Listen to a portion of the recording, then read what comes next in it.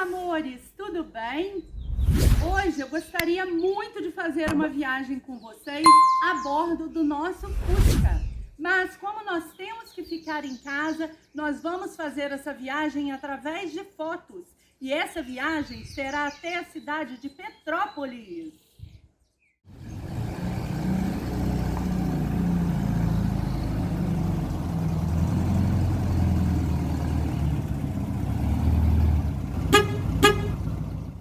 E começando o nosso vídeo, eu quero apresentar para vocês o meu filho João Vitor, que é formado em História e vai nos falar um pouco do conhecimento que ele tem na área.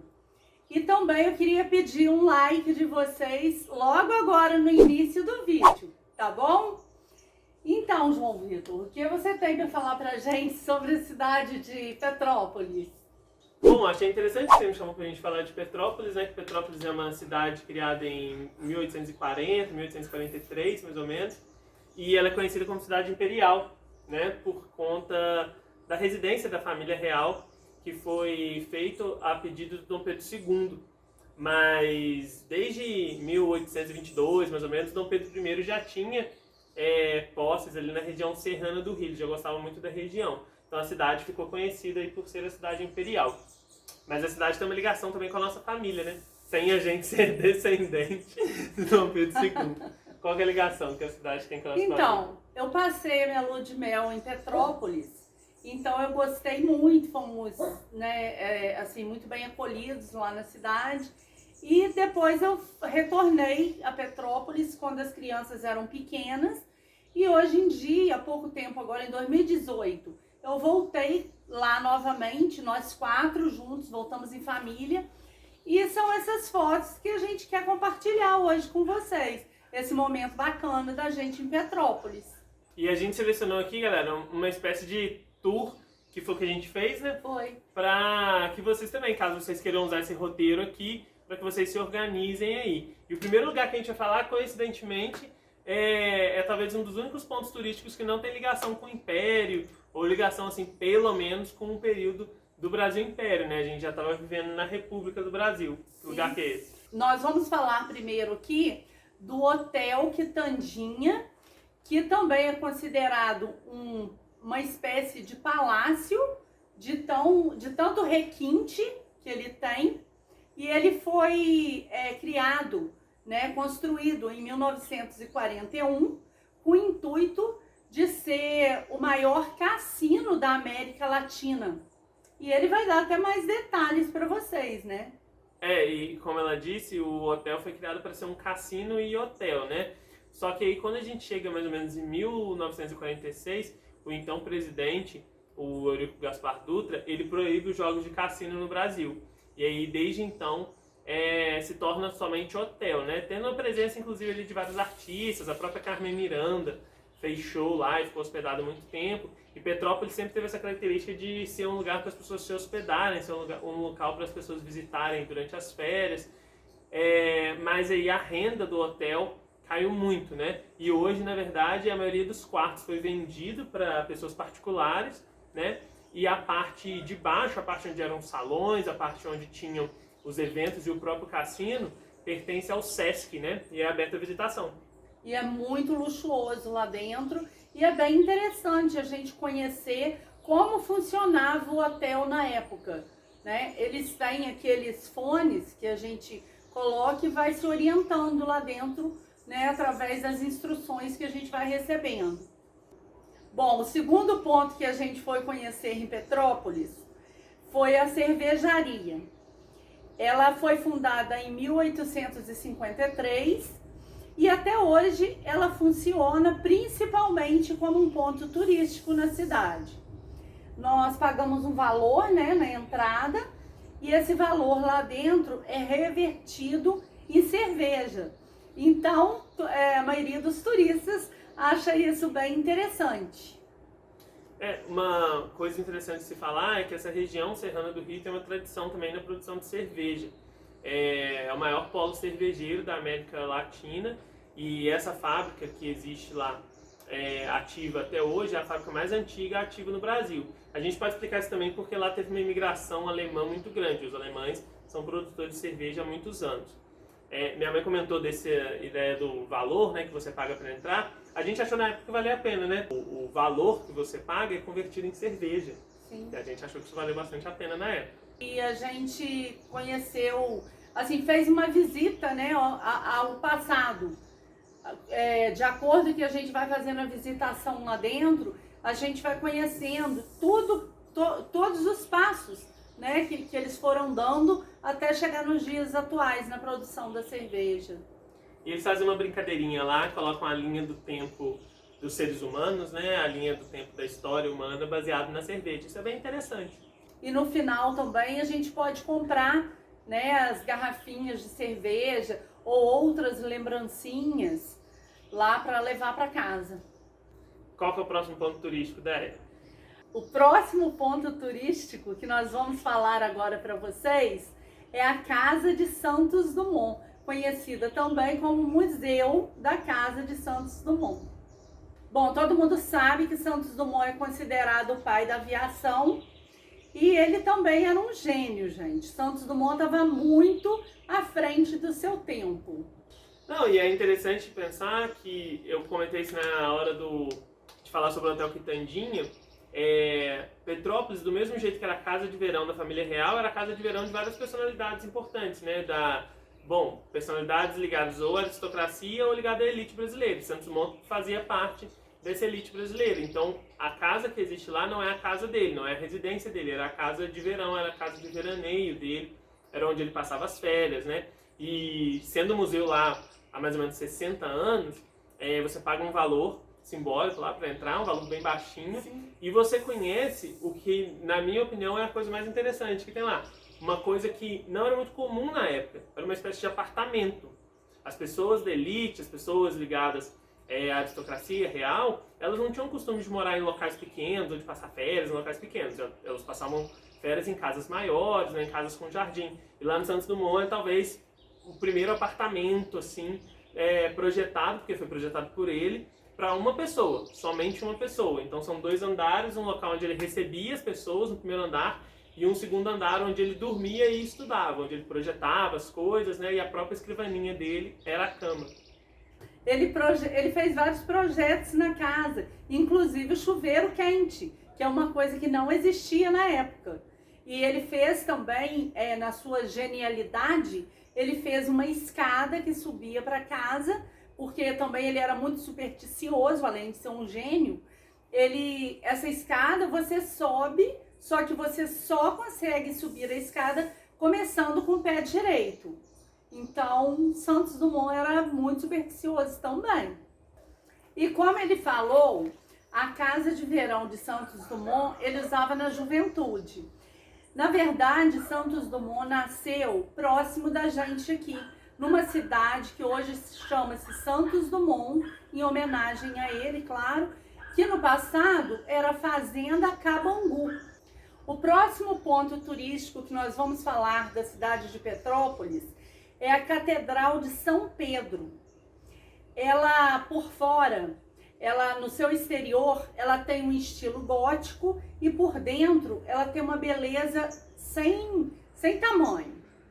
E ela é muito importante para mim também, porque nessa época que eu fui passar minha lua de mel em Petrópolis, logo no domingo pela manhã, a primeira coisa que nós fizemos foi assistir a missa nessa catedral em Petrópolis, e para mim ficou uma coisa muito marcante. Tanto é que eu fiz muita questão de voltar lá, né, agora recente com a minha família. Bom, o São Pedro, que ela comentou, ele era o padroeiro da família real, e tem uma coisa interessante. A catedral, ela tenta imitar um estilo gótico. Por quê?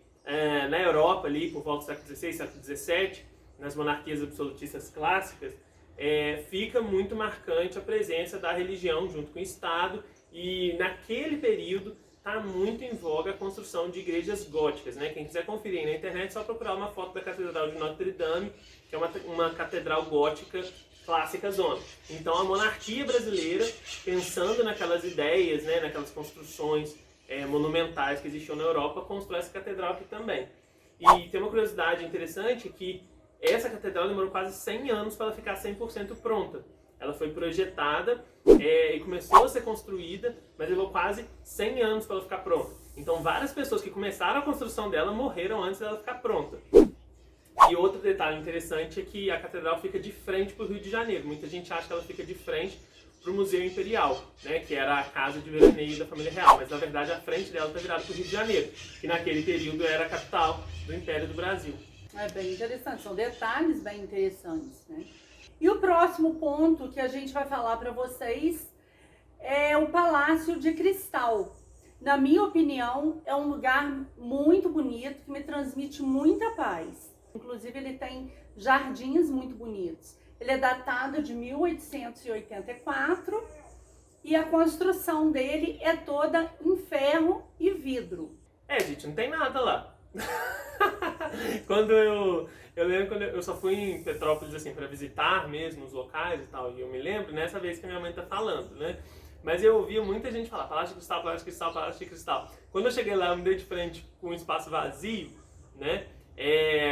Eu levei um certo impacto assim, que talvez vocês vão lembrar se vocês visitarem. Mas qual que é o rolê do Palácio de Cristal? O Palácio de Cristal é uma construção toda feita em ferro e aço, né, com todas as suas paredes, tudo feito de vidro e materiais que se aproximam aos cristais. É uma representação, na verdade, do que era aquele período, né? A Revolução Industrial, todos os processos de novas tecnologias para mexer com vidro, com aço, acontecendo. Então, muitos palácios deles, né, muitas construções dessas foram feitas na Europa, e aqui no Brasil foi feita uma também, para representar de que aqui eles conseguiam fazer, né, essas fundições em ferro, aqui eles conseguiam construir uma estrutura assim. E até hoje lá é um local onde acontecem vários eventos culturais, né, várias orquestras. Exposições, né, várias exposições no local. E eu realmente ouvi a surpresa dele, quando eu falei que eu sou apaixonada pelo local, né, e me sinto muito bem lá. Eu vi a surpresa no rostinho dele. Mas é um lugar muito bonito. E quando você fica sabendo dessa ideia de que é para representar a Revolução Industrial, que é para representar a ideia de conseguir construir, o que hoje em dia parece uma coisa muito fácil, né, conseguir construir uma estrutura assim, a história do lugar fica bem mais legal. E lá é um jardim também, né, bem bonito assim, e também não paga para entrar. O próximo ponto turístico que a gente vai citar agora para vocês, por muitas pessoas é considerado o mais importante, é o Museu Imperial, também conhecido como a Casa de Verão de Dom Pedro, e ele é situado também no centro histórico de Petrópolis, e ele tem um acervo muito grande da época do Império. É considerado ali o principal prédio da cidade, né? Afinal de contas, ele é o motivo da cidade existir, né? Ele é o motivo da cidade ter esse nome e ser tão famoso, mas a gente precisa de lembrar de que ele foi construído para ser uma residência, né? Uma casa de verão, ele não foi construído para ser um museu. Então as características que existem lá são características da família real, são características ligadas ao Império, né? Por isso ele fica sendo conhecido como Museu Imperial. E eu acho que uma das coisas mais interessantes para quem vai visitar o local é de que grande parte do acervo ele foi recomprado. Grande parte do acervo ele foi, eu digo recomprado, porque depois, né, que a República, né, de que acontece a proclamação da República no Brasil em 1889, muitas coisas da família real ficam para trás. Muitas obras de arte, muitas pinturas, muitas roupas, muitas joias, né? E elas são vendidas aqui no Brasil, algumas vão para o mercado negro, outras vão para famílias ricas. E quando existe a ideia de montar um museu imperial, muitas dessas coisas são compradas novamente, grandes leilões acontecem, e lá hoje em dia é um acervo gigantesco. Das coisas mais famosas que tem lá, a gente tem a coroa do Dom Pedro II, né? Que também, obviamente, foi coroa do Dom Pedro I, mas é a coroa do Dom Pedro II, né? A gente tem também o mastro, né? A peça assim, que simbolizava, né, esse poder da monarquia. A gente tem também, teoricamente, né, porque infelizmente essas coisas não tem como assumir 100%, mas teoricamente a pena que a princesa Isabel assinou a Lei Áurea, e existe uma cópia lá também da Lei Áurea. Sim, e para entrar no museu também a gente precisa de calçar alguns chinelinhos para não arranhar, inclusive, o piso do museu, para ter assim, uma grande conservação, né, do local. O conceito de museu que o Museu Imperial tem é um conceito de museu bem clássicozão, assim. Então ele é um museu feito para exaltar a família real, e a gente precisa ter um pouco de cuidado com isso, porque muitas coisas negativas são excluídas da história da família real, então, nesse local. E toda essa ideia de não poder fotografar lá dentro, de ter que entrar com sapatos especiais, né? Muitas vezes de ser um local que a visitação é um pouco menos atrativa para a pessoa, você não pode pegar, você não pode ver certas coisas, você fica uma distância. Tudo isso é intencional, né? Para que o museu crie essa aura de que a família real ela é muito diferente das pessoas que estão vivendo no mesmo período, né? E também é muito diferente da gente.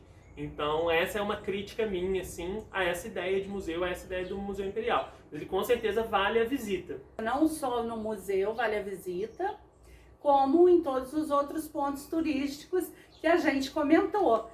Enquanto vocês estão assistindo esse vídeo, vocês vão deixando aquele like pra gente. E eu também queria acrescentar, né, no nosso papo aqui, que para entrar no Museu Imperial a gente paga uma taxa, mas para entrar nos arredores do museu não existe taxa.